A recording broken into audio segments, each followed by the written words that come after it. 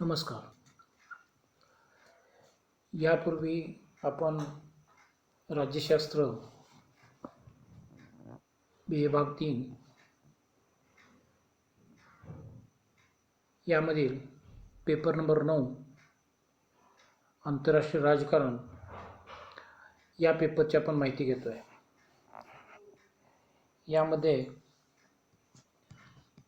आंतरराष्ट्रीय राजकारणाचे स्वरूप, व्याप्ती, महत्त्व आणि आंतरराष्ट्रीय राजकारणाचे दृष्टिकोन, आदर्शवादी दृष्टिकोन, वास्तववादी दृष्टिकोन. दुसरा टॉपिक राष्ट्रीय सत्ता, राष्ट्रीय सत्तेचा अर्थ व प्रकार. तिसरा टॉपिक राजनय, राजनयाचा अर्थ, राजनयाचे प्रकार आणि राजनयाची कार्ये. या 3 टॉपिकचं यापूर्वी सविस्तर विश्लेषण दिलेलं आहे. या पेपरमधील चौथा टॉपिक नवी जागतिक व्यवस्था. यामधील शीतयुद्धोत्तर आंतरराष्ट्रीय व्यवस्था तसेच प्रादेशिक संघटनांमधील युरोपियन महासंघ हा भाग यापूर्वी आपण पाहिलेला आहे. यामधील प्रादेशिक संघटनांमधील दुसरी संघटना आहे ते म्हणजे आशियान. या संघटनेची आज आपण माहिती घेतोय. दुसऱ्या महायुद्धानंतर आंतरराष्ट्रीय राजकारणात वेगवेगळ्या राज्यांनी प्रादेशिक परस्परांमध्ये आर्थिक व राजकीय स्वरूपाच्या संघटना निर्माण केल्या. त्या क्षेत्रीय संघटना असंही म्हटलं जातं. या क्षेत्रीय किंवा प्रादेशिक संघटनांचं महत्त्व संयुक्त राष्ट्र संघटनेप्रमाणे आहे. आंतरराष्ट्रीय जीवनामध्ये एक नवीन प्रयोग या दृष्टिकोनातून आंतरराष्ट्रीय राजकारणात प्रादेशिक संघटनांचा उदय झालेला आहे. आजची राज्ये आपल्या विविध गरजांच्या पूर्ततेसाठी परस्परावर अवलंबून आहेत.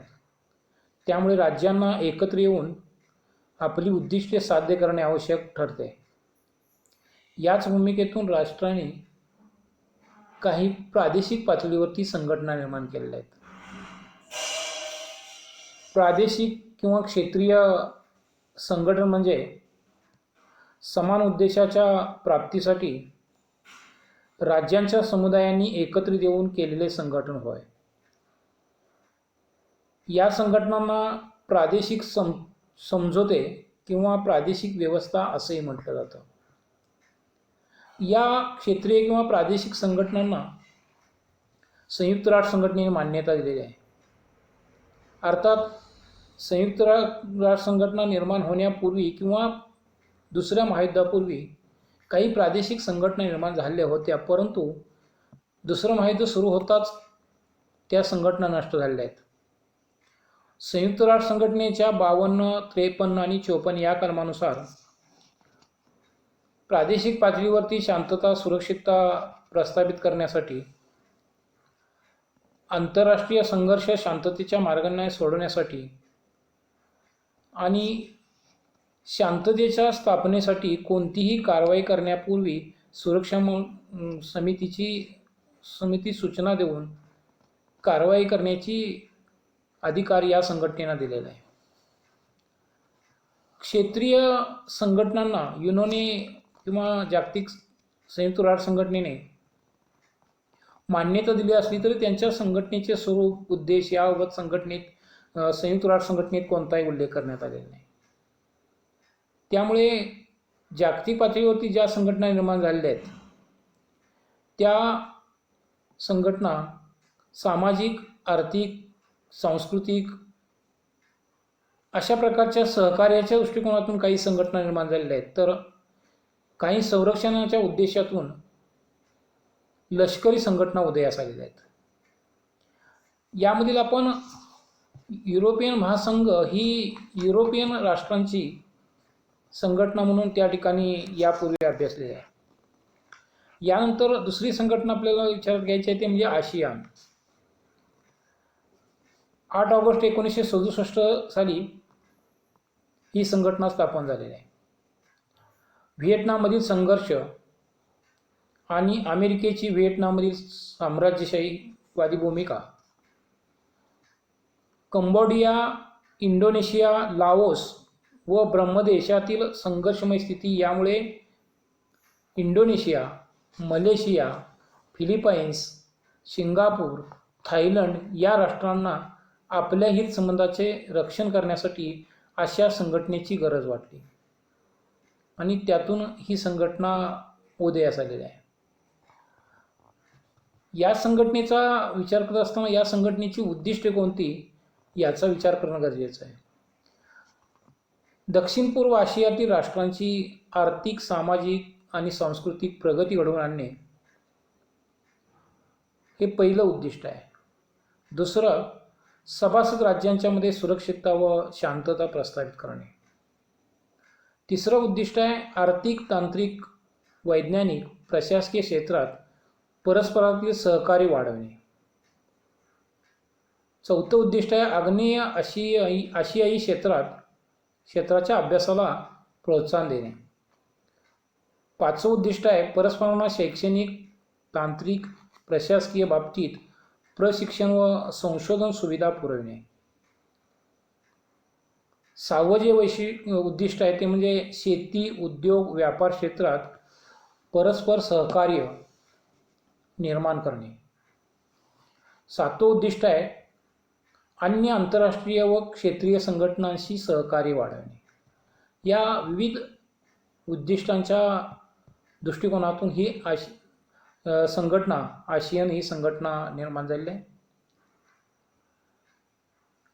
या संघटनेची जी रचना आहे त्यामध्ये महत्त्वाची घटक संस्था आहे ती म्हणजे मंत्रिसभा.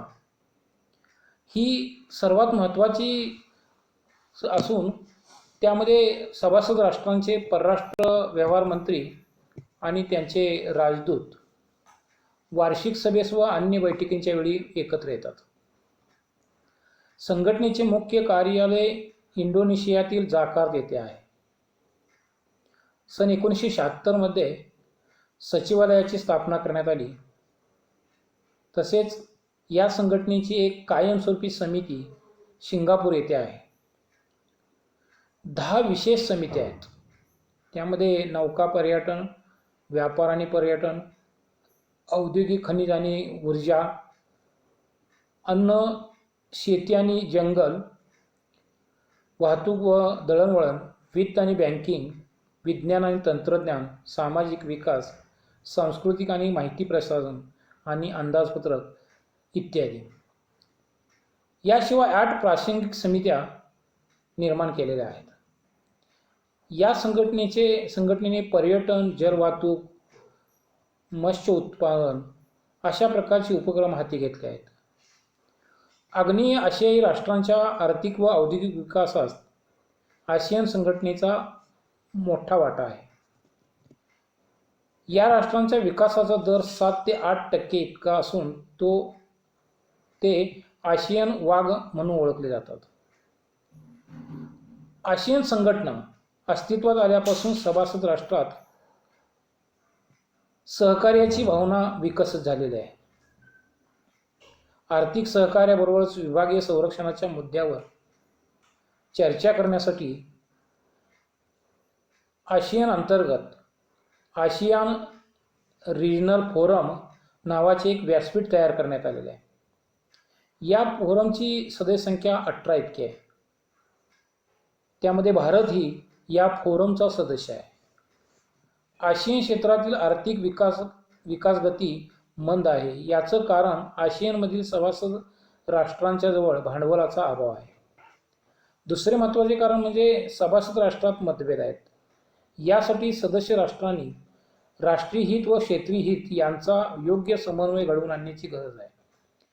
या व्यतिरिक्त चीन व अमेरिका यांचे आर्थिक हितसंबंध देखील आशियानसाठी अडथळे ठरलेले आहेत. रशिया, चीन यांनी आशियानला अमेरिकन अनुकरण करणारी संघटना असंही म्हटलेलं आहे. कारण इंडोनेशिया वगळता इतर राष्ट्रे मलेशिया, सिंगापूर, फिलिपाईन्स, थायलंड ही राष्ट्रे अमेरिकेच्या बरोबर शीतयुद्धात होती व लष्करी संघटनाशी जोडलेली होती. या व्यतिरिक्त या देशांनी इंडोचीनच्या विरोधात पाश्चात्य राष्ट्रांना मदत केलेली आहे. आजच्या बदलत्या आंतरराष्ट्रीय राजकारणात आशियानची जी भूमिका आहे त्याचा विचार या ठिकाणी करायचा आहे. आशियान साम्यवादी विरोधी संघटना आहे असा या संघटनेवर आरोप केला जातो. व्हिएतनाम या संघटनेचा सभासद झाल्यापासून या आरोपाची पुनरावृत्ती होताना दिसून येते. मात्र आशियान संघटनेने दक्षिण पूर्व आशियातील सर्व राष्ट्रांना आशियानमध्ये येण्यासाठी संघटनेचे दरवाजे खुले ठेवलेले आहेत. फिलिपाईन्स, मलेशिया, सिंगापूर या राष्ट्रांनी साम्यवादी ग्रुपमधून किंवा साम्यवादी संघटनात्मक 1976 मध्ये राजनैतिक संबंध प्रस्थापित केले.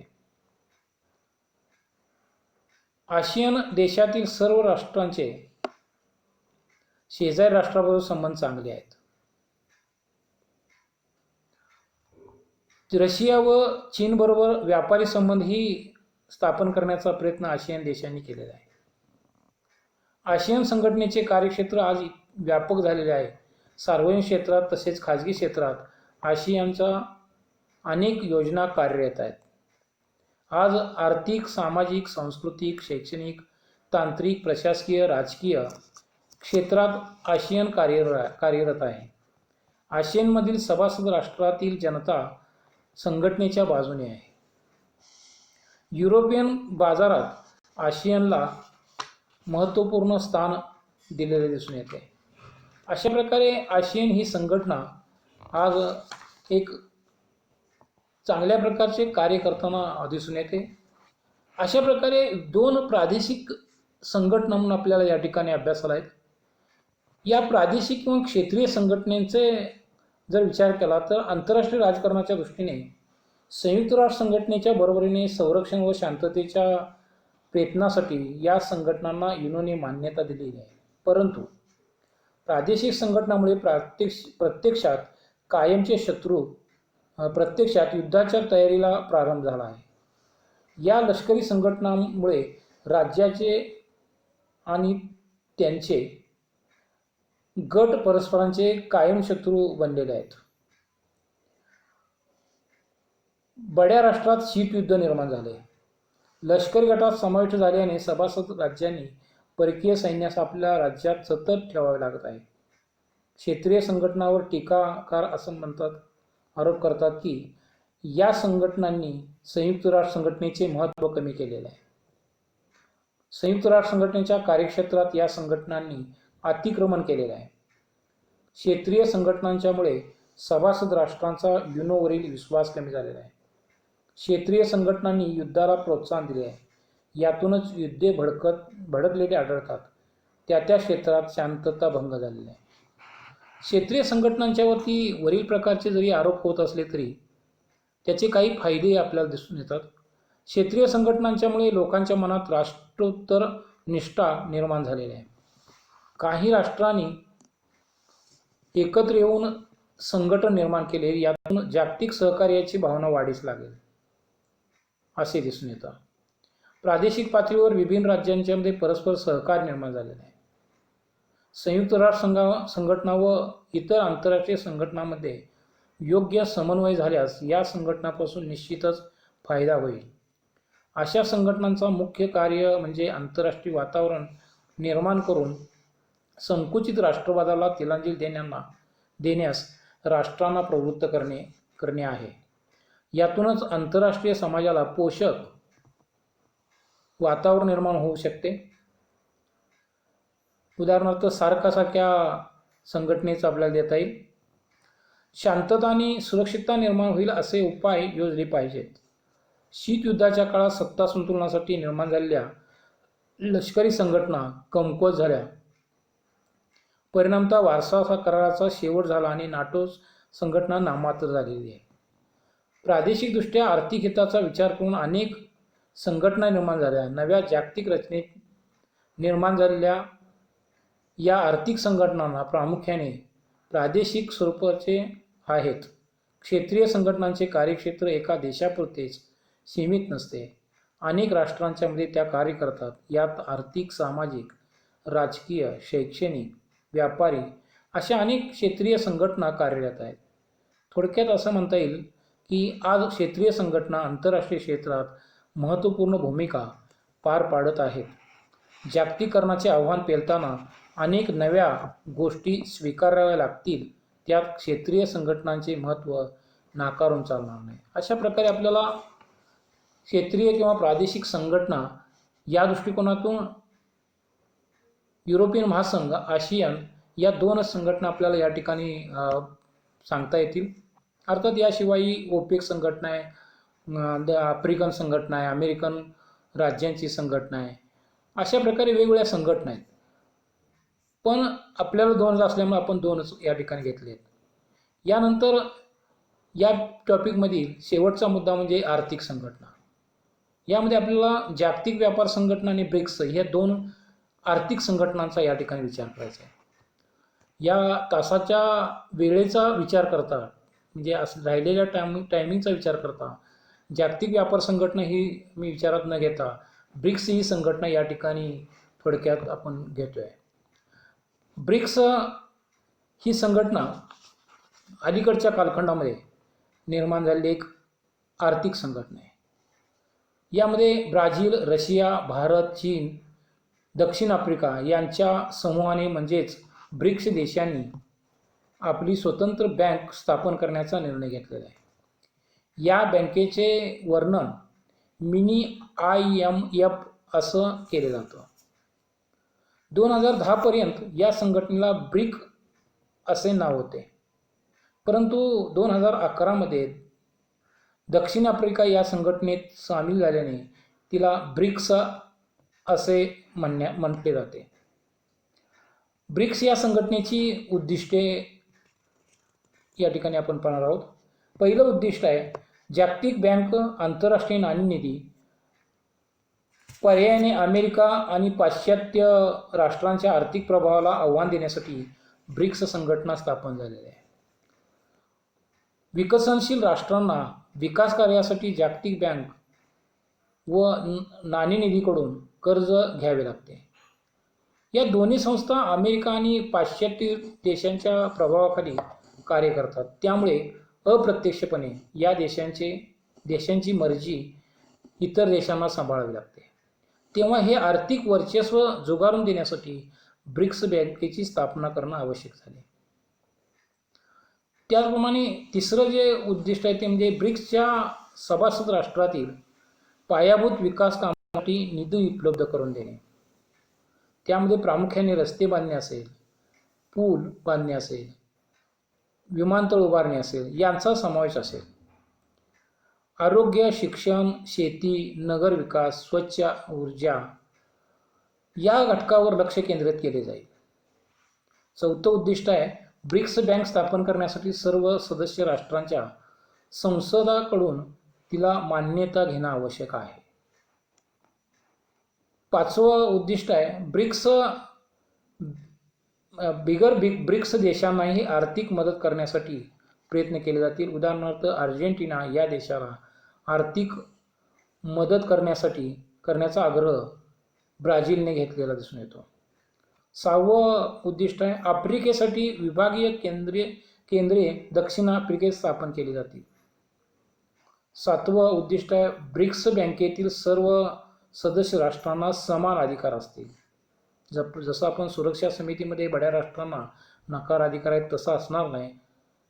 त्या सुरक्षा समितीमधील रशिया असेल, चीन असेल हे बडी राष्ट्रे या संघटनेत आहेत. परंतु इथं मात्र सर्व सभासद राष्ट्रांना समान स्थान दिलेलं दिसून येतं. 8वं उद्दिष्ट आहे दहशतवादाचा निषेध करून त्याचे निर्मूलन करण्याचे प्रयत्न करणे. कोणत्याही प्रकारच्या दहशतवाद्यांना वित्तपुरवठा, प्रोत्साहन देणे, प्रशिक्षण देणे यापासून सर्व संस्थांनी दूर राहणे हे ब्रिक्सचे उद्दिष्ट राहील.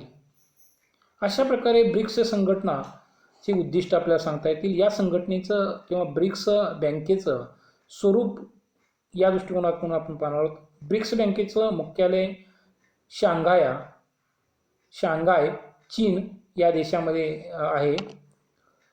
बँकेचे पहिले अध्यक्ष भारताकडे राहील, ते 6 वर्षासाठी असेल. त्यानंतर अनुक्रमे ब्राझील आणि रशिया यांच्याकडे प्रत्येकी 5 वर्षे राहील. ब्राझील देशाच्या फोर्टलेझा येथे 14 ते 16 जुलै 2014 दरम्यान परिषद घेऊन ब्रिक्स बँकेची स्थापनेचा निर्णय घेण्यात आला. ब्रिक्स बँकेचं जे भाग भांडवल आहे त्यासंबंधी आपल्याला माहिती घेता येईल. ब्रिक्स बँकेचे प्राथमिक भाग भांडवल 100 अब्ज डॉलर असेल. सुरुवातीला सर्व देश प्रत्येकी 10 अब्ज डॉलर निधी देणार आहेत. भारत, रशिया, ब्राझील हे देश प्रत्येकी 18 अब्ज डॉलरची गुंतवणूक करणार आहेत. दक्षिण आफ्रिका 5 अब्ज डॉलरचे भांडवल गुंतवणार आहे, तर चीन ब्रिक्स बँकेचे राखीव निधीसाठी 41 अब्ज डॉलरची तरतूद करेल. ब्रिक्स बँकेचे 100 कोटी डॉलर हे भाग भांडवल आंतरराष्ट्रीय नाणेनिधी कंसात 300 अब्ज डॉलर आणि जागतिक बँक 400 अब्ज डॉलर यांच्या प्रमाणात फारच कमी आहे. तरी पण भविष्य काळात ब्रिक्सची राष्ट्रे या नव्या विकास बँकेचे भाग भांडवल वाढवतील, कारण ब्रिक्स देशामध्ये सर्वाधिक आर्थिक उत्पन्न करणारा चीन देश ब्रिक्स बँकेत विपुल प्रमाणात भाग भांडवल पुरवू शकेल. अशा प्रकारे ब्रिक्स एक आंतरराष्ट्रीय आर्थिक संघटना म्हणून उदयास आली आणि आंतरराष्ट्रीय नाणेनिधी आणि जागतिक बँक यापासून इतर राष्ट्रांच्या अमेरिकन आणि युरोपियन राष्ट्रांच्यापासून वर्चस्वापासून स्वतंत्र एक संघटना, आर्थिक संघटना म्हणून या ठिकाणी उदयास आलेली आहे आणि त्यांच्याकडूनच त्या ठिकाणी इतर राष्ट्रांना काही प्रमाणात मदत करण्याचे किंवा कर्ज पुरवठा देण्याची भूमिका यांनी घेतलेली आहे. या संघटनेचं महत्त्व या दृष्टिकोनातून आपल्याला काही भाग बघता येईल. ब्रिक्स बँकेची स्थापना ही जागतिक अर्थव्यवस्थेतील लक्षणीय पाऊल असून सर्व देशाच्या विकासासाठी मुक्त आंतरराष्ट्रीय व्यापार करणारी असणारी ही व्यवस्था आहे. त्यामुळे या ब्रिक्स बँकेचं महत्त्व अत्यंत आहे असं मत भारताचे पंतप्रधान नरेंद्र मोदी यांनी ब्राझील देशातील फोर्टालेझा येथे झालेल्या 6व्या ब्रिक्स परिषदेत मांडलं. न्यू डेव्हलपमेंट बँक उभारण्यामागचा उद्देश हा या 5 राष्ट्रांना संकटकालीन आर्थिक तरतूद करण्याचा आहे. विकसित देशासाठी आंतरराष्ट्रीय नाणेनिधी आणि जागतिक बँक ही वित्तीय संस्था असल्याने विकसनशील राष्ट्रांच्याकडे निधीसाठी दुर्लक्ष होत असल्याची भारतासह या ब्रिक्स संघटनेतील सदस्य राष्ट्रांची तक्रार होती. या उद्देशाने या नव्या ब्रिक्स बँकेचे रूपांतर समांतर व्यवस्था आकारास येत आहे. विकसनशील राष्ट्रांना विकास कार्यासाठी जागतिक बँक, आंतरराष्ट्रीय नाणेनिधीकडून कर्ज द्यावे लागते. या दोन्ही आर्थिक संघटना अमेरिका आणि पाश्चात्य देशांच्या प्रभावाखाली काम करतात. या दोन्ही संस्थांच्या नावात जागतिक आणि आंतरराष्ट्रीय असे शब्द असले तरी या दोन्ही संस्था अमेरिका व युरोप खंड यांच्या प्रभावाखाली चालतात. जागतिक बँकेच्या स्थापनेपासून गेल्या 70 वर्षात या बँकेचे प्रमुखपद एकाही बिगर अमेरिकन व्यक्तीस मिळालेले नाही. तसेच आंतरराष्ट्रीय नाणेनिधी या संघटनेचे प्रमुखपद कायम युरोपीय व्यक्तीकडेच राहिले आहे, अशी व्यवस्था केलेली आहे. याचं कारण या दोन्ही संस्थांच्या स्थापनेत अमेरिका आणि युरोपचा लक्षणीय वाटा आहे. या दोन्ही आर्थिक संस्थांचे भाग भांडवल सशक्त सक्षम आहे. जागतिक बँकेच्या या नाणेनिधीच्या भागभांडवलाचा पुरवठा विकसनशील राष्ट्रांना देताना अमेरिका आणि पाश्चात्य राष्ट्रांच्या मर्जीप्रमाणे होत असतो.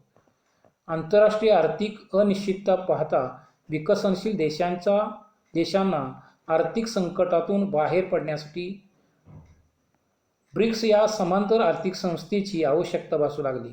त्यानुसार 2014 साली ब्रिक्स देशांच्या परिषदेमध्ये ब्रिक्स बँकेची स्थापना करण्याचा निर्णय घेण्यात आला. ब्रिक्स बँकेसाठी राखीव निधी म्हणून ब्रिक्स देशांकडून निधी गोळा केला जाणार आहे. सर्वाधिक निधी $4100 कोटी चीनकडून येणार आहे. त्यामुळे ब्रिक्सच्या आर्थिक व्यवहारावर चीनचा प्रभाव वाढेल आणि भारत, रशिया, ब्राझील या देशांना चीनच्या दबावाखाली राहावे लागेल अशी उपरोधात्मक टीका या आर्थिक संघटनेवर केली जाते. वास्तविक पाहता भविष्यात चीन हा देश महासत्ता होणार आहे असे म्हणता येणार नाही. ब्रिक्स संघटनेतील सर्व राष्ट्रे आपल्या प्रयत्नानुसार प्रगतीपथावर आहेत, तेव्हा ब्रिक्सवर एकांगी टीका करणं अयोग्य ठरतं असे म्हटलं जातं. या ब्रिक्स आर्थिक संघटनेचं दहशतवादाला विरोध आहे. ब्रिक्स विकसनशील देशाच्या आर्थिक विकासासाठी स्थापन झालेल्या ब्रिक्स देशांच्या परिषदेमध्ये विरोधातील जाहीरनामा मंजूर करण्यात आला.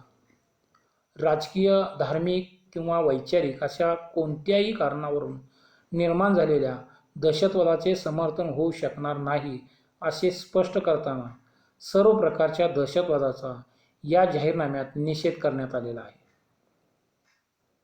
या ठरावामुळे भारताच्या भूमिकेला मोठ्या आंतरराष्ट्रीय व्यासपीठावरून पाठबळ मिळाल्याचे दिसून येते. कोणत्याही प्रकारच्या दहशतवाद्यांना वित्तपुरवठा, प्रोत्साहन देणे, प्रशिक्षण देणे यासारख्या कृतीपासून सर्व सभासदांनी दूर राहावे असे सर्व सदस्य राष्ट्रांना आवाहन करण्यात आले आहे. यामध्ये मानवाधिकार आणि मूलभूत स्वातंत्र्याचा आदर राखावा असेही म्हटले आहे.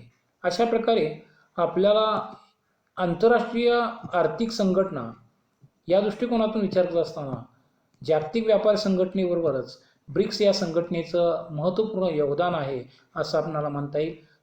या ठिकाणी आपण थांबतोय.